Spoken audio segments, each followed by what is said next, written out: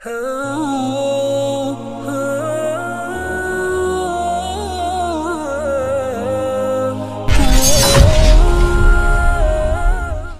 کی قسمیں کتنی ہیں؟ اختلاف دو قسم کا ہے. ایک وہ ہے جو اللہ نے انسانیت کا حسن بنایا ہے، جائز اختلاف، وہ قابل مذمت نہیں ہے. اچھا، اس اختلاف کی بھی آگے دو قسمیں ہیں.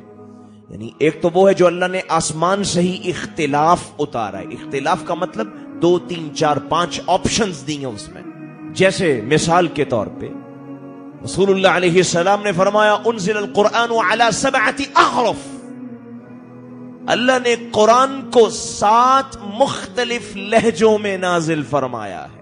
قرآن کی قراءات میں اختلاف، یہ منزل من اللہ، آسمانی نازل شدہ اختلاف ہے.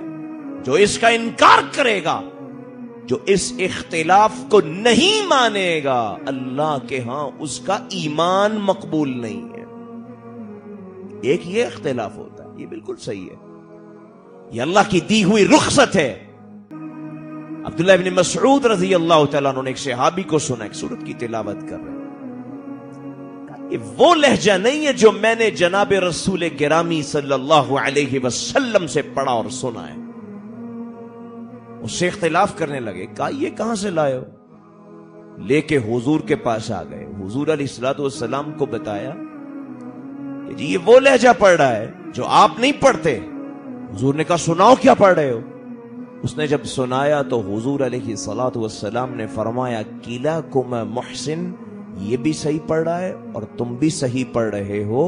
یہ جو اختلاف ہے، یہ جو تمہیں دو ہی نظر آ رہی ہے، یہ اور لہجہ، یہ اور لہجہ ہے، یہ اللہ کی دی ہوئی وسعت ہے. اسی طرح اللہ نے اس کو اتارا ہے، اس کو جھگڑا نہ بناؤ. اور میں زیادہ ایمفیسائز کیوں کر رہا ہوں اس بات پہ؟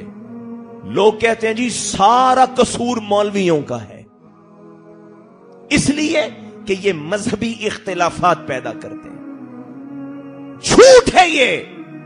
سارا قرآن پڑھ جاؤ، رسول اللہ کی سنت کے پورے ذخیرے کو چھان لو، کسی جگہ پر کوئی ایک آیت ایسی نہیں ہے جس میں اس اختلاف کی مذمت کی گئی ہو.